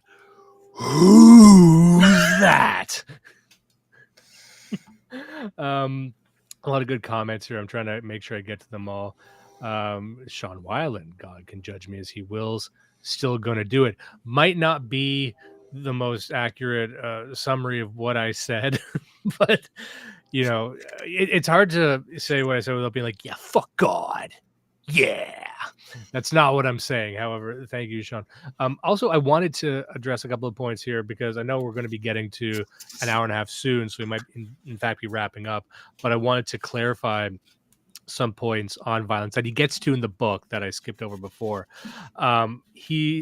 And I'm summarizing here. I'm not going to read directly from the book, but he says, even violence or harm is permitted as long as it is done for the cause of good, since good or evil is internal and nothing external is inherently good or evil, which is, an interesting layer to this, that violence itself cannot be good or evil, only what it is done in service of. Violence is, I think someone in the chat even mentioned it or summarized it by saying, violence is just a tool.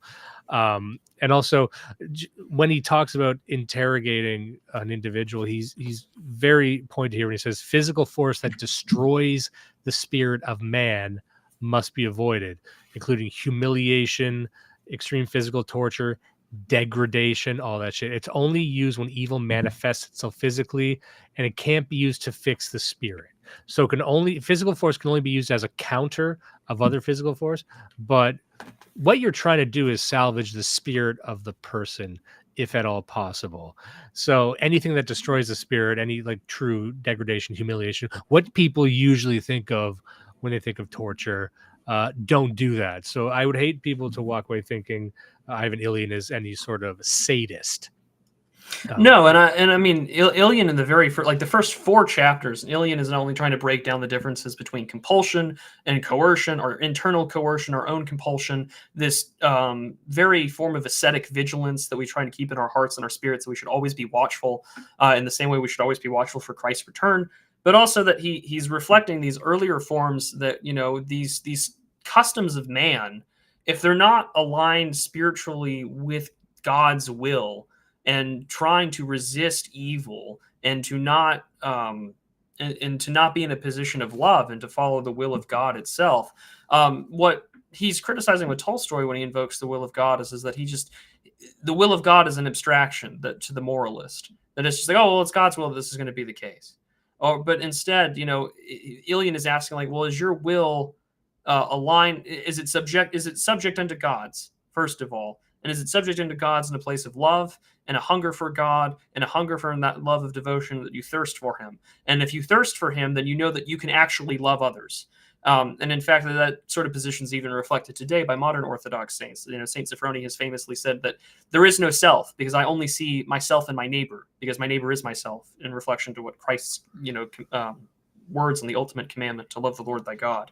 But even in terms of Christian ethics, Saint Basil the Great writes in his Ethics, it's necessary not to consider one's own will before the Lord's, but in all things to first seek and do the will of God. And then earlier he writes that we should always we should never allow the traditions and customs of men as a circumvention to the will of God. And I think that if you were to look at that through Ilyin's eyes, he would see this simply as, well, we can't allow this moralist abstraction to prevent us from resisting and rebuking evil. And a lot of the emphasis in Ilyin's book is referencing mainly the Gospels. Romans and Corinthians and Galatians, those epistles from St. Paul, are referenced primarily on rebuking, and that, we're not only just fighting against powers and principalities, but we're also up against the forces and darkness of this world. And that, the Christian church is meant to be a beacon against that, and to stand firm and to love one another, those who are in communion with Christ and in oneness in Christ. And to those that speak false doctrine, if you can't try and love them and do your best to love them, to correct them and to discourse with them and to bring them back into the truth, then you have to kick them out. And some might say, whoa, well, that's a little violent. Why can't we just let them in? Well, clearly you're letting in someone who could easily hurt the little ones. And that's even worse for you, because you let them in. I want to call attention to one comment, probably my favorite comment of the night, by one of my favorite people, Ted LaFaro. I hate to beat a dead spine, but isn't the trauma of sin inflicted upon us by Satan what gives us the ability to walk upright to our cars to drunk drive? That's some deep cuts. That's some callbacks. Real Reediots will recall a lot of the best spine jokes from a few episodes ago. Also JP Morris, pretty sure the line is "Thy will be done," not "Thy will shall figure itself the fuck out." But you had mentioned that, like, from page 168 onward, and maybe we don't need to get to it all today, but there's I just have it summarized as biblical justification for killing, where he goes through and mounts a pretty convincing case that you're allowed to kill in the Bible. Hey guys, you want to go read the Old Testament? There's some bangers in there if you want to read about violence. I think you had made a comment about how he seemed to focus more on the Old Testament rather than the New Testament. Or no, he focuses primarily on the Gospels until until towards the end. Then there's a lot more references to the Scriptures, the Old Testament. That's a thing I quite find interesting. So when St. Paul writes that he rose again from the dead according to the Scriptures, he's referring to the Old Testament. If you recite the Nicene Creed in your churches, you know that when he says on the third day he rose again according to the Scriptures, he's referring to the Old Testament. The Gospels hadn't been written yet. And I think maybe we should start calling the Old Testament, the scriptures again, but that's just me. But he also references later, earlier in the book, real quick, he references Saint Theodosius of the Kiev Caves. Quote, to live in peace not only with your friends, but also with your enemies, but only your personal enemies and not the enemies of God. And, I think that's he cites that as both spiritual authority, but also that you can't really compromise on the enemies of God at He all. even says here, I'm looking at page 127, he says, the teaching of the apostles and fathers of the church, of course, advanced a completely different understanding. Quote, God's servants need a sword and do not wear it in vain, from Romans 13:4. They are a threat to the villains, and it was in the spirit of this understanding that Saint Fedosi Petrovsky said, live in peace, not only with your friends, but That's who I also just cited. with your, there we go. Never mind. Yeah. And then there's even more going on. I won't go through them all because we are getting up to the end here. Let me see. And by the end, he's also explaining how the Russian Orthodox Church balances it all together. I'm looking at page 208. Did you want to give any closing thoughts on the Russian Orthodox Church? And is there, as you read this, do you see a Russian Eastern Orthodox approach that's unique to that denomination? I see an approach that's unique to, say, just the Russians in general. I think in regards to the Eastern Church period, however, there's always been instances of warrior saints or those that had been in the military forces that had defended their people. He references St. George quite a bit. Not only just, he's like, well, the dragon is actual evil. And can you not recognize the dragon for being evil? Does that not mean that we cannot recognize evil people? And he does make a quick point. He says that only really those who are spiritually wise can discern who's actually evil and who might be misguided or brought under false teaching. Because he says for the average person, they're not intentionally evil. But there is actual evil in the world, and for that they must be rebuked. But you have to be in a spiritual state to do so. You can't just go out about it willy-nilly. But he also writes on page 180, he says, in this situation that the man who fights villains is compelled to turn to force and the sword in this struggle directly from the form of strike and gunshot, or indirectly in the form of some participation in the public life. For the state's affairs require force insomuch as each participant is compelled to adopt by will and deed that way of struggle which is not morally perfect. Accepting this, a person realizes the outcome which is unrighteous, imperfect, unholy, yet the least unrighteous of all possible outcomes. This is not a falling away from perfection due to subjective weakness, but a derogation from the perfection due to the objective necessity and manifestation of subjective strength. A person does not do what is practically forbidden, but constitutes his practical duty. He does not commit a sin, but he carries out a service. And his service, unjust in its method of action, cannot be considered a sinful, evil, or depraved manner. And he continues this on by referencing in a later page, or actually the page beforehand, he's referencing some of the canons from a council, I think from like the 5th century in Syria, to which he's simply saying, like, listen, we understand that there are times of war when this is necessary. However, we also have to be very careful that we're not just doing it for the sake of bloodlust, but we have to discern that we are only going as far as necessary to protect ourselves, those around us, and to defeat the enemy so it cannot arise again, lest we become, bloodthirsty and we fall away into greater sin. We also have a comment here from Owen Zaleski saying the dragon isn't a metaphor for evil, by the way. It's just evil. The dragon is evil, not a metaphor. Correct. I think we even had like a super chat up here as well. I'll go through those because there were a few that came from my end. Yeah, I wanted to know before we left, and I don't want to spend too long on this, but as we're talking about this now, it reminds me of a movie that we both saw recently titled Nosferatu. Oh, no. And I think you and others, many viewers, especially those on our side, took exception to the moral of that story, or what could be perceived as the good ending of it, of the woman just surrendering herself, sacrificing herself to evil, in the process destroying evil as part of the ritual. But it almost seems counter to what we're talking about here, which is evil must be confronted and destroyed through a singular righteous act, which would be driving the stake through the heart of the vampire. In that movie, it was, embracing evil, even though you don't like it, even though she's not really enraptured by the evil. And it's not even described as evil, by the way. Count Orlok is described as death incarnate, something different. Even Willem Dafoe's character, who's basically the stand-in for Van Helsing, saying that it's outside of evil, it's beyond evil. He is just death incarnate. And I don't know if that makes it better or worse, frankly. But the entire ending of that movie, spoilers, is that she just allows evil to consume her, and through that process, defeat it. I'm wondering what your take on that was. It's an inversion of even the silent film of Nosferatu, the German one.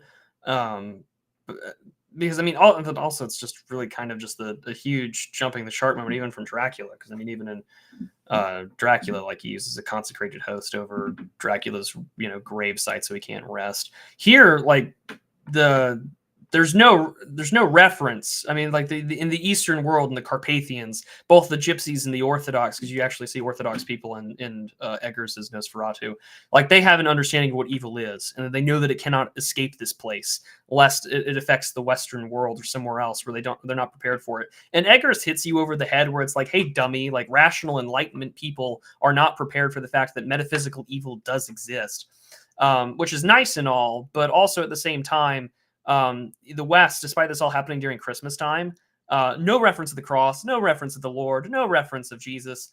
There's a little bit of a reference of like a cross amulet that never gets used. The cross is never a weapon, despite the fact that it is literally known in Christian hagiographies to literally burn demons to death. Instead, what we get is human sacrifice is actually the way to go. And Willem Dafoe, who, understands Paracelsus and all these other esoteric and mystic thinkers who aren't really Christian, he acknowledges that both the pagan and the Christian world exist, which, okay, cool. And then at the same time, the film, Willem Dafoe's character is like, listen, man, like, she's going to do what she's going to do, and leads poor Thomas Hutter, this devoted husband who's been cucked by a fucking demon. Like, your wife's been alpha widowed by a demon. It's kind of over for you.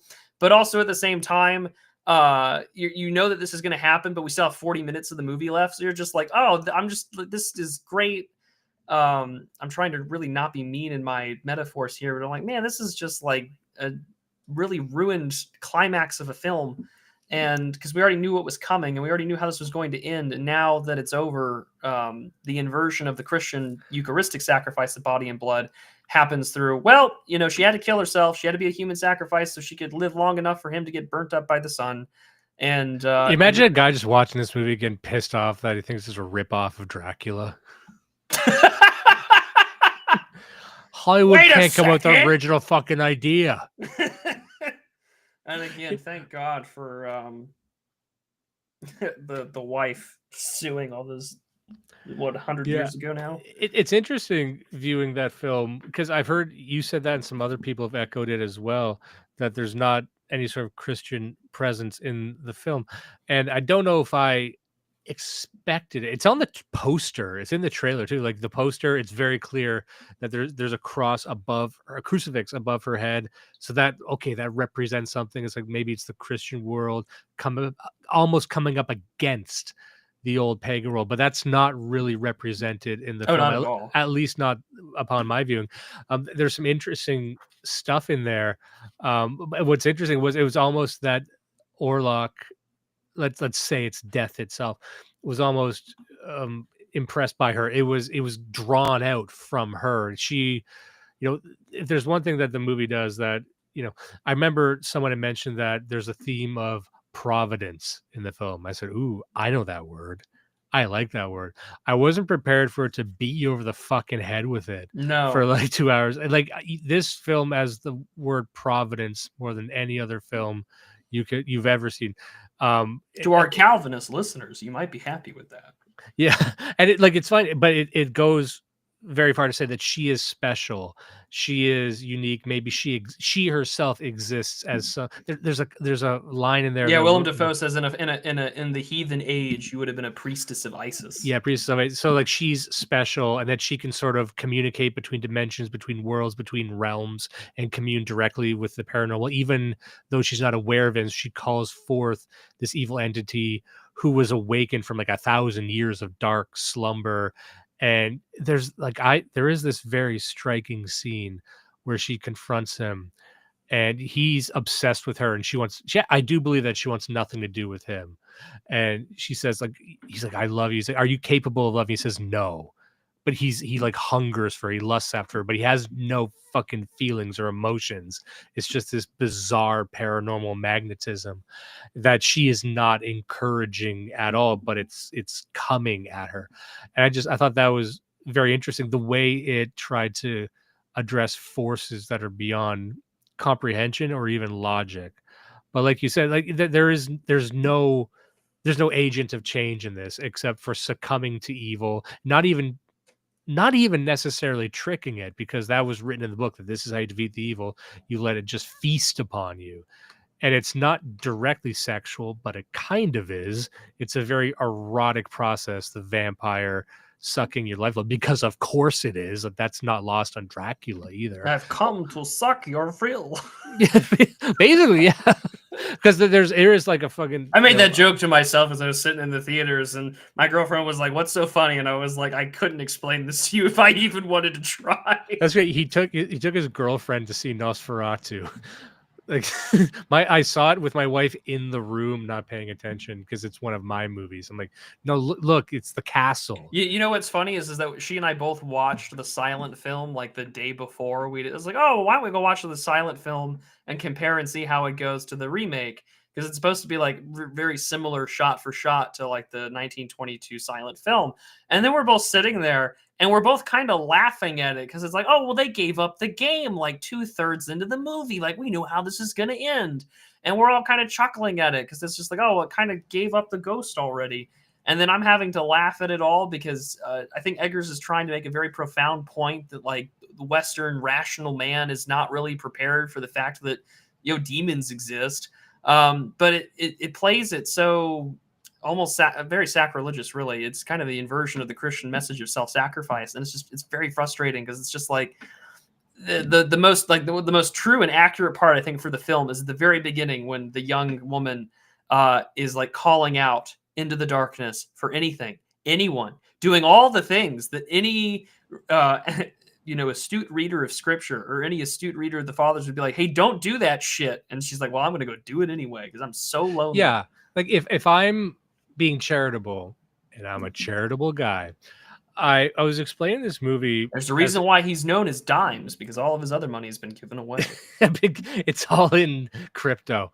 But I would say this is a very distinctly feminine film, and I'm not saying that in a pejorative sense.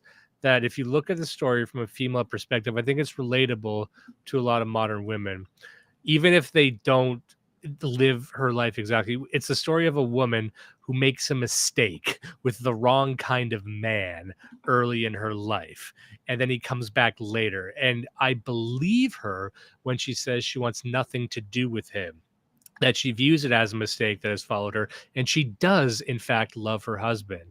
I think a cheaper movie, a stupider movie, would make her out to be this seductress, or that she actually doesn't love her husband, or she's using him as some kind of mask. But no, I think she actually does love her husband. It does in her way sacrifice herself for him. And I actually quite like Lily Rose Depp in this. I think she portrays that type of woman very well. She is broken and she's trying to do better, and the only way she can save her husband is to stop running from her past and embrace that mistake. So if I view it from the perspective of the type of woman who say, if you can't love me at my worst, you don't deserve me at my best, you know what I mean? Yeah. But I'm not even saying this in a way to disparage the film. Like that's an interesting like feminine perspective that might not transfer to the male audience, right? But I thought that was interesting, to say the least.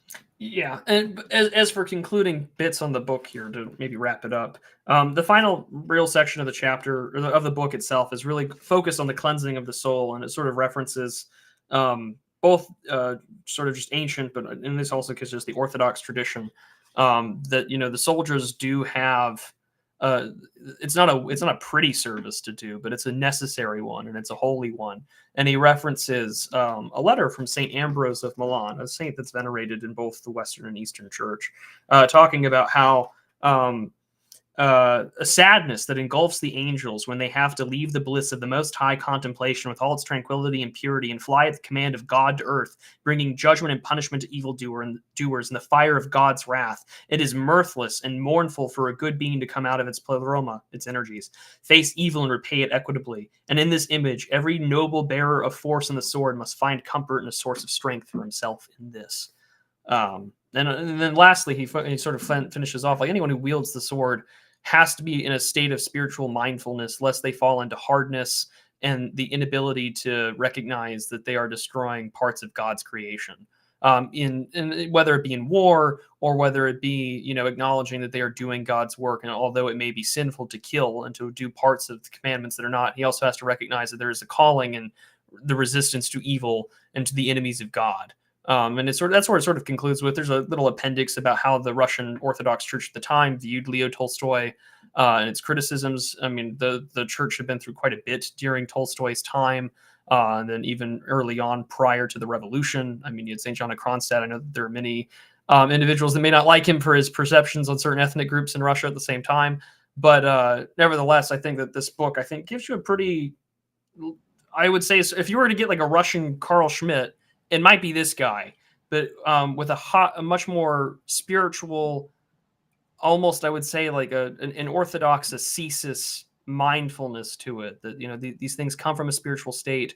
We have to acknowledge that before we can engage externally in the world, but also at the same time that we cannot be so caught up in these what if abstractions, like all the people who challenge Christ in the Gospels. Well, who is my neighbor, or what is in the law?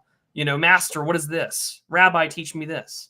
Instead, he says, listen, we have the commandments. We know what they are. We have the scriptures. We know what we have to be done. If we lose ourselves to these moralistic abstractions and subjectivity and relativism, we only become about something that not only denies God, denies his commandments, but allows the very people that we're supposed to protect and lay down our lives for to a greater evil and subjection to evil. And that, to him, at least Ilyin, is the greater sin. Yeah, for all those watching, this can best be summarized as you can just do things. So we got you can just resist evil. You can. I was like, covering yours. Oh my God, just let people resist evil. Oh my God, let people just resist evil already. Oh my God, just let people resist evil. Oh my God. oh my. That brings us to the end of all this stuff I had to say, and I got to bring in Nosferatu. And I would encourage people to check out your review of Nosferatu, which is on your Substack, if I'm not mistaken. Yes, it is. Although I'll probably record it and put it on YouTube as well. But before we kind of wrap it up here, Dimes, I know there were a few super chats that I need to probably read through here real quick. Yeah, go ahead. So, okay. One of them came from Sean Schaefer, and he says, in the military, a couple of trainees settled their issues by wrestling and fist fighting each other during a backyard barbecue. Violence is a tool, and it can be used for good. Yes, I'm not going to disagree with that at all. And then we had two from Willie McDuff, and he had said, one was just a super chat for $9.99. Thank you, sir. And then the other one says, it was an honor to lend my emotional support to Dimes during his Canadian bunker stream last week. Yes, your Canadian annexation discussion stream. That was a fun one, and that proved even more relevant this week. Yeah, it certainly did in a lot of ways. It was an interesting discussion, to say the least. I found it thoroughly entertaining. Yeah, well, Paul Fahrenheit brought the heat exactly as I was hoping that he would. You found the right man for the job. And I had to be on his side because I didn't want to be like a gang up on him. But yeah, I you know what I should have done? I should have got fucking Tim Pool on, apparently. Because I didn't expect him, of all people, of course, Tim Pool, he's coming out saying, no, we should fucking genocide them. We should take it by force and fuck them. Like, really, like, stuff that's kind of off brand for him. But, it was funny, who I was trying to actually get on that stream, and I couldn't get him, was Richard Spencer. I actually reached out, and then I couldn't get it. This is the stream that we're talking about, by the way, people. America Annex in Canada now argue on the Blood Satellite channel. We had Fortisax, Endeavor, Paul Fahrenheit. Yeah, again, did a phenomenal job, and we'd like to have him back on soon. Anyway, we can end up talking about that forever. So I just want to say, everyone, I think we got to all this. Oh, there's a couple new super chats. Oh yeah, huh. I'm ready to resist evil, brothers. Someone's just starting it now, getting in for the roller Very coaster true, ride. ML Wiz. Very true. And then Willie McDuff sends another $9.99. Well, thank you very much, sir. I greatly appreciate it. Yeah. Yo, what do you even care? Satan isn't even hurting anyone. Or the classic, how does that affect you personally? Well, and you notice, and again, I how timely for us to talk about this book, because just last week, who was mentioning about the order of love, other than the Vice President of the United States saying, like, listen, man, we need to focus on our neighbor first, rather than funding USAID for all these gay opposition parties in Eastern Europe. Yeah, all these live streams are going to be, unfortunately, very relevant in the months and years to come. Probably so. All right, but it's okay. The real Schizo Hours comes back next time. Yeah. Oh man, I love the next ones we got lined up. You guys are gonna have a hoot. All right, so here we go, everyone. Thank you so much for taking the time with us tonight. I had a phenomenal time. Thank you, Prude. If there's anything else you'd like shouted out, I think you've got a Digital Archipelago coming out soon. Correct? Yes, we'll be live tomorrow. Actually, the Digital Archipelago will be live on Geo's channel. We'll be covering an art review or an art article in Harper's, and then maybe we'll have you on sometime very soon to talk about some Canadian legal stuff, but that'll be in due time. Yeah, I'm going to come on soon. I just got to figure it out with Geo, but I will be on. And he sent me a link to this fascinating video that apparently it's about like Canadian sovereign citizens, and I'm absolutely stoked to find out just what the hell that is. Yeah, he sent it to me. I'd never seen this before, this documentary, and it's right up my alley. Yeah, I'm all for it. It'll be a good time. Other than that, I'm going to have a new video essay out this Friday, and it's about everyone's favorite Chud lit writer, our favorite boomer, Theodore Judson, author of Fitzpatrick's War and The Martian General's Daughter. So that'll be out on Friday. Oh, someone had just asked, what is the next book? And I think it's going to be this one, unless I'm mistaken, Cyclonopedia. Yep, that's what we're covering next. This is a counterpart to Spinal Catastrophism, as far as I know. I haven't read it yet, but if you've ever heard, and this is kind of permeating and echoing through the discourse, that oil is alive. This is where it comes from, as far as I'm concerned. It's a fairly recent book, too. I think it's like 2008, right? But Cyclonopedia, Complicity with Anonymous Materials. I'm so excited to read this one. This sounds... And it blends in fiction and theology and philosophy, and just like Spinal Catastrophism does, and all that CCRU stuff. It's going to be a lot of fun. But it's Arab. It's like, I looked at this as like the Arabic Spinal Catastrophism, because it's all about like oil and deserts and shit. It's going to be great. All right, so